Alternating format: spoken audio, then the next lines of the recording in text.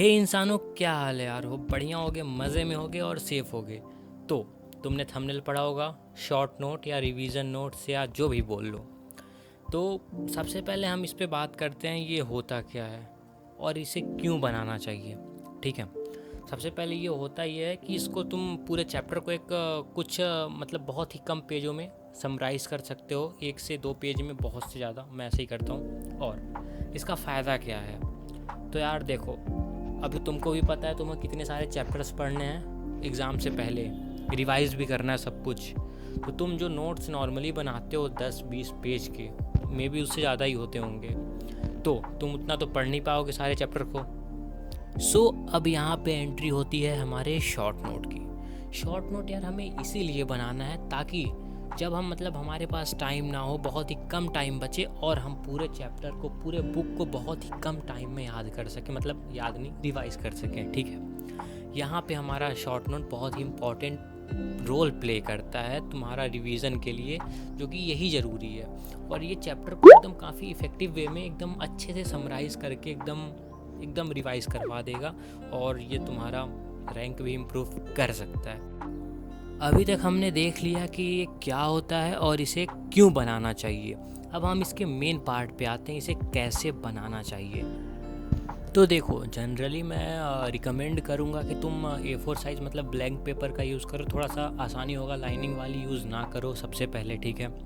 और उस पेज को अपने हिसाब से तुम फोल्ड कर लो, मतलब दो फोल्ड मिनिमम, और मैक्सिमम तुम 3, मैंने तो 3 किया हुआ है। अपने हिसाब से जैसा तुम्हारा नीड है उस हिसाब से तुम उसको फोल्ड कर सकते हो, ठीक है। तो सबसे पहले पेपर की कुछ मतलब, पेपर बहुत इंपॉर्टेंट टॉपिक नहीं है, बट हाँ ऐसा कर सकते हो। तो सेकेंड पॉइंट देखो, थोड़ा डीप में समझो। तुमने कोई चैप्टर किया है, आज तुम्हारा वो चैप्टर कंप्लीट हुआ तुम्हारे साइड से भी, और जहाँ से कर रहे हो वहाँ से भी, ठीक है। अब उसके बाद 2-3 बार तुमने उसको खुद से पढ़ा, सेल्फ स्टडी की, कुछ टेस्ट दिए, क्वेश्चंस किए, ठीक है।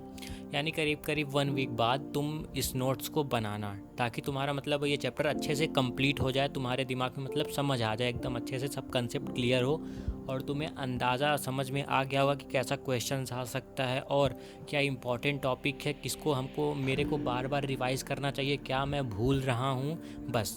और तुम्हें ये भी लिखना मतलब समझ में आ जाएगा कि तुम इसको कभी जाके भी नहीं भूल सकते हो, ऐसा भी कुछ पॉइंट होता है, तुम कैसे भी मतलब तुम्हारे दिमाग में वो रहता है। तो अब नोट्स में हमें लिखना क्या है? सबसे पहले हम वो लिखेंगे, जैसे कीवर्ड हो गए, वो की पॉइंट्स होंगे वो लिखेंगे। दूसरा, जो हम बार बार भूल रहे हैं वो लिखेंगे।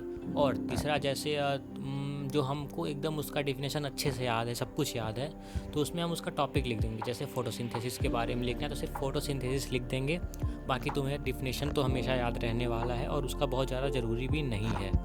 तो ऐसे हम लोग लिखेंगे। तो इसका मेन बोल सकते हैं कि एक की पॉइंट हो गया दूसरा पॉइंट में, और थर्ड पॉइंट में ये बोल सकते हैं कि हम मतलब उस चैप्टर पे हमारी अच्छी पकड़ बननी चाहिए, बनी हुई हो, तो उसके बाद ही हम लिखें। अभी तक मैं एक बार समराइज़ कर देता हूँ कैसे करना है। सबसे पहले हमें इम्पॉर्टेंट लाइन और की पॉइंट्स लिखने हैं, ठीक है। उस चैप्टर को हमने 3 से 4 बार पहले पढ़ा हुआ है, हमने उस पर प्रैक्टिस की हुई है, उस पर मतलब हमारा सब कुछ हो चुका है, बस उसको रिवीजन नोट्स बनाने हैं। तभी हम मतलब ये रिवीजन नोट्स बना सकते हैं, ठीक है।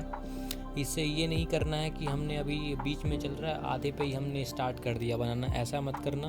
क्योंकि बाद मतलब जैसे क्वेश्चन करते करते तुम्हें आइडिया लगता है यार ये पॉइंट तो शायद मैंने लिखा नहीं, या कुछ भी ऐसा हो जाता है, तो ऐसे करना है, ठीक है। आई थिंक तुम्हें अभी तक समझ आ चुका है कैसे बनाना है। तो अभी वीडियो में तुम देख सकते हो वो सिंपल टिश्यू वाला जो टॉपिक है, उसको मैंने उतने से बड़े टॉपिक को इतने छोटे से पैराग्राफ में मैनेज कर लिया है, ठीक है। तो मैं अभी एक एग्जांपल देता हूँ जो पेरेन्काइमा का दिया हुआ है हमारे NCERT में, तो उसको मैंने कितने शॉर्ट में किया है और तुमको मतलब एग्जैक्ट करना कैसे है वो मैं बताने वाला हूँ। तो देखो, ये पैराग्राफ हमारे NCERT से लिया गया है, ठीक है। इसमें लिखा हुआ parenchyma forms major component within organ the cell of the generally isodiametric may be spherical, ये ठीक है।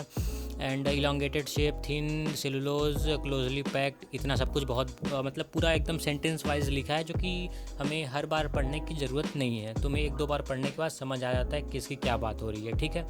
तो मैंने क्या लिख दिया, पेरेन्काइमा, मेजर लिख दिया, मेजर से समझ लिया कि मेजर कंपोनेंट फॉर्म करता है, ठीक है। आइसोडायमेट्रिक हो गया, उसमें मैंने शॉर्ट फॉर्म में उसके शेप लिख दिए हैं, ठीक है।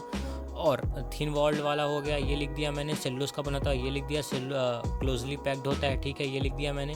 स्मॉल इंटरसेलुलर स्पेस है, ये लिख दिया। एरेनकाइमा जो होता है कि एयर प्रेजेंट होता है, ये थोड़ा सा एक्स्ट्रा इन्फॉर्मेशन है।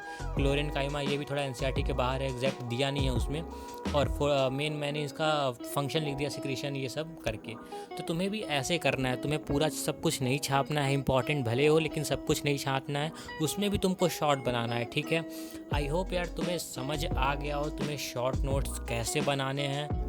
तो आज के लिए बस इतना ही, मिलेंगे नेक्स्ट वीडियो में नेक्स्ट बहुत ही अच्छे टॉपिक के साथ। तो यार सब्सक्राइब कर लेना, लाइक कर देना और कमेंट करना, और मोस्ट इम्पॉर्टेंट अपने दोस्तों का भला करना चाहते हो, आई नो तुम्हें भी प्यार है, उनसे बताओ कि हम तुमसे प्यार करते हैं वीडियो को शेयर करके, ठीक है। तो वीडियो शेयर कर लेना एंड